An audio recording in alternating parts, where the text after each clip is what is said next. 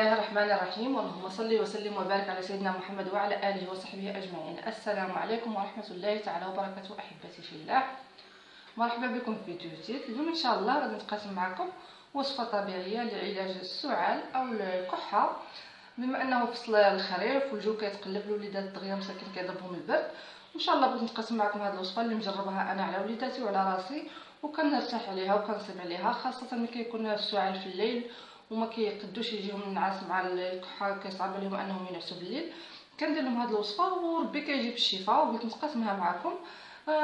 ونتمنى من الله انها يعني تكون مفيده لكم وتصيبوا عليها راحتكم، والشفاء بيد الله ان شاء الله. حنا غير نديروا الاسباب.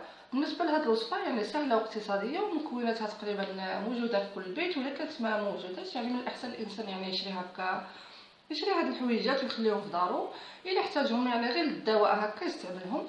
عندي ثلاث مكونات فقط. عندي هنا ملعقه كبيره زيت الزيتون، وعندي هنا ملعقه كبيره عسل، عندي هنا فص من الثوم، يعني هاد الثوم كناخذوه، هاد الفص مثلا عندي هنا فص انا شويه كبير، كناخذوه وكنسلقوه حتى يطيب مزيان، يعني يطيب لنا بشكل جيد. ومن بعد ان شاء الله غادي نكملوا مع بعضياتنا الطريقه. بالنسبه للطريقه يعني جد سهله. كناخذوا يعني هذا الفص نتاع الثوم وكنحاول نخرجوه، يعني كنحيدوا له هذه القشره ديالو على هذا الشكل.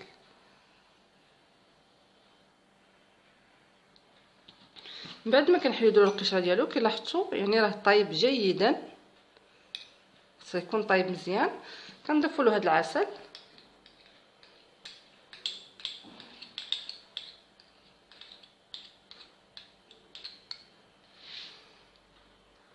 وكنضيفوا له الملعقه نتاع زيت الزيتون، وكنحاولوا نخلطوا هذه المكونات جيدا مع بعضياتها حتى نحصلوا على واحد الخليط اللي هو متجانس، يعني على شكل بحال انسيرو على هذا الشكل. انايا درت هنايا كميه كبيره، ملعقه كبيره نتاع زيت الزيتون ونتاع العسل، ودرت فص من الثوم كبير. وهذه الكميه غادي نعطي بها فقط ملعقه صغيره للوليه ديالي. اما ما تبقى غادي ناخذو انايا، يعني راه واخا الانسان ما يكونش مريض يعني ممتازه يعني لرفع المناعه. يعني دائما ملي كنصاوب الا كان عندي شي وليد مريض كندير بالزايد وكناخذ معاه، سواء كنت مريضه او ما كنتش مريضه. يعني الثوم وزيت الزيتون والعسل كلها مواد مفيده.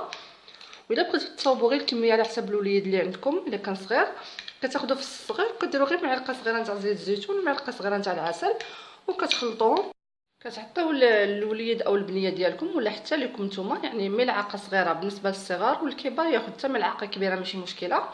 كياخذها في الليل قبل ما ينعس وكيتناولها، هذه العمليه يعني تعاودوا لها حتى تسيبوا راحتكم عليها. انا تقريبا ملي كيكون عيان كنعاود لها نهار بنهار حتى كنشوفوا تحسن، وكنريضها له تقريبا واحد 3 ايام ولا كيكون مزيان. ولا قدروا ولادكم يتناولوها لكم كل نهار عطوها لهم كتكون الفائده احسن. انا بحال اللي كيرفضها شويه مع مذاق نتاع الثوم كندير له نهار بنهار والحمد لله كيصيب عليها الراحه ديالو. نتمنى ان وصفه اليوم تنال الاعجاب ديالكم، ونكون فتكم ولو بشيء قليل. الى عجبتكم الوصفه وشفتوا انها مفيده نتمنى منكم انكم تبارطاجيوها في مواقع التواصل الاجتماعي باش تعم ان شاء الله الفائده على الجميع، وتكونوا نتوما ان شاء الله سبب في شفاء ناس ثانيين. والى اللقاء في فيديو جديد ان شاء الله.